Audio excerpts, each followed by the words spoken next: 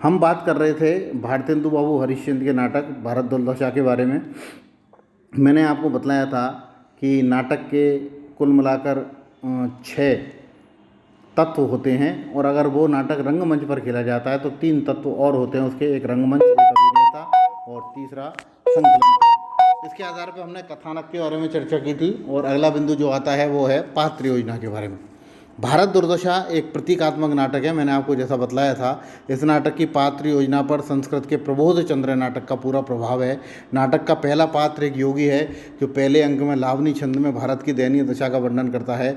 यह दुर्दशा निश्चय ही ब्रिटिश सरकार की जातियों के कारण है। यह योगी गाकर समझा भी देता है, भय अंध पगु सब दीनहीन विकलाई, हा हा भारत दुर्दशा देख ही न जाई।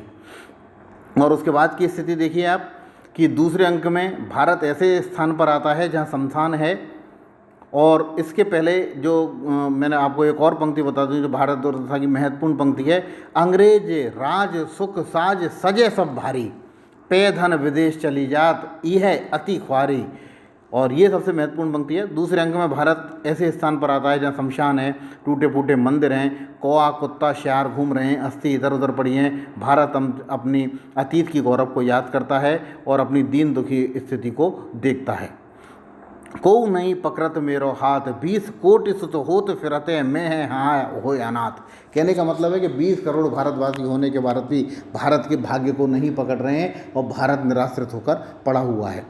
वह अपनी दयनीय स्थिति पर इतना दुखी होता है कि वह बेहोश होने लगता है। तभी निर्लज्जता प्रकट होकर उसकी दशा देखकर आशा को पुकारती है, मेरे आछत तुमको मेरे प्राण की फिक्र है, छी छी जियोगे तो भीख मांग कर खाओगे, प्राण देना तो कायरों का काम है। क्या हुआ धनमान सब गया, एक ज़िंदगी हजार नेयामतें देखकर अरे सचमुच बेहोश हो गया, चलो उठाकर ले चलते हैं। नहीं नहीं मुझे अकेले ही उठाना पड़ेगा, नेपथ्य की ओर आशा आशा जल्दी आओ।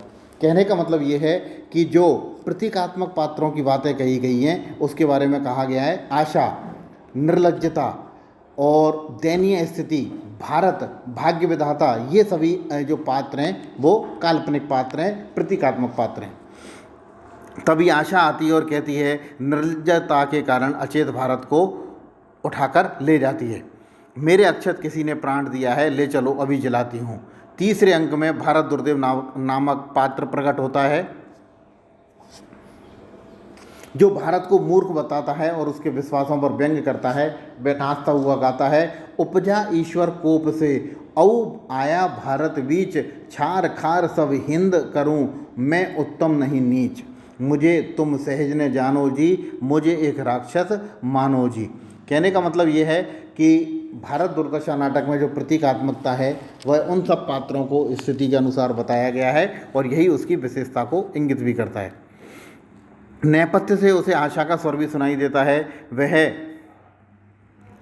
सत्यानाश फौजदार को बुलाता है, सत्यानाश फौजदार आकर भारत दुर्देव को अपना शौर्य सुनाता है।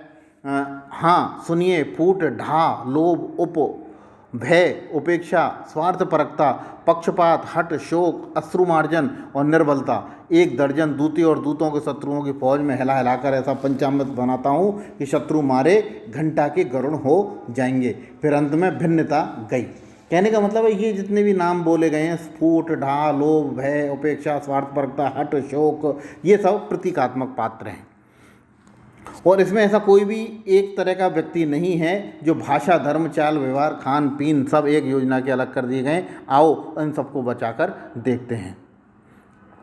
चौथे अंक में रोग आलस्य मदिरा अंधकार जैसे पात्र आते हैं जो भारत दुर्देव के आज्ञापालक हैं। वे भारत दुर्दशा की आज्ञापा भारत को घेर कर बदहाल करने का काम करते हैं। जैसे रोग कहता है, महाराज भारत तो अब मेरे प्रवेश मात्र से ही मर जाएगा, घेरने का काम कौन है। धन्वंतरी और कशीराज देवोदस अब का समय नहीं है, न सुश्रुत और चरक ही हैं। वैदिकी अब केवल जीविका हेतु बची है, काल केवल औषधियों की स्थिति बहुत खराब है। कहने का मतलब है कि यह जो स्थिति है कि जो रोग नामक व्यक्ति है, आलस्य नामक व्यक्ति है, मदिरा अंधकार जैसे व्यक्ति हैं, ये पात्रों के नाम भले ही हैं लेकिन एक दुर्गुण के रूप में भारत के लोगों के बीच में समाये हुए हैं। और उसी का परिणाम है कि इन दुर्गुणों के बावजूद भी भारत परतंत्र हुआ जा रहा है, स्वतंत्र नहीं हो पा रहा, अर्थात लोग एकजुट नहीं हो पा रहे हैं।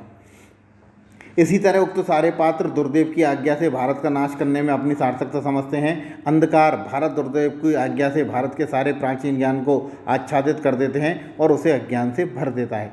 छोटे चित अति भीरु बुद्धि मन चंचल विगत उछाए उदर भरत रत ईश विमुख सब भय प्रजा नरना है।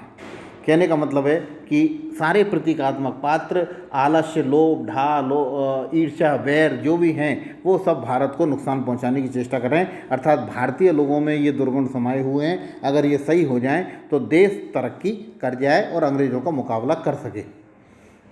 नाटक के 5वें अंक में भारतीयों की एक सभा होती है जिसमें बंगाली एडिटर कवि डिसलॉयल्टी जैसे पात्र प्रकट होते हैं। सर्वप्रथम सभापति अपना मंतव्य प्रकट करता है कि खड़े होकर हम कमेटी का उद्देश्य है भारत दुर्देश पर चढ़ाई करें, लोगों को उचित मिलाकर उपाय सोचने चाहिए, इस आपत्ति से बच सकें। सभापति के मंतव्य पर बंगाली कवि एडिटर अपने अपने तरीके से भारत दुर्देव को सामना करने की बात कहते हैं। कवि कहता है एक अच्छा उपाय है हम सब हिंदू मात्र फैशन छोड़कर पतलून इत्यादि पहने, जबकि एडिटर कहता है हमें नहा कितना सोच रहे हैं, हमें आर्टिकल लिखेंगे, देखते ही भारत दुर्देव भाग जाएगा।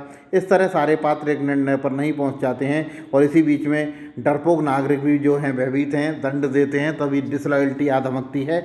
डिसलॉयल्टी पुलिस की एक भूमिका में कर्मचारी है। इंग्लिश पॉलिसी नामक एक्ट की हाकिम इच्छा दफा को से वह लोगों को पकड़वाने का काम करती है। और अंतिम अंक में भारत भाग्य नामक पात्र आता है और भारत के गौरव में अतीत का गुणगान करता है। वह बेहोश भारत को जगाने का भी प्रयत्न करता है।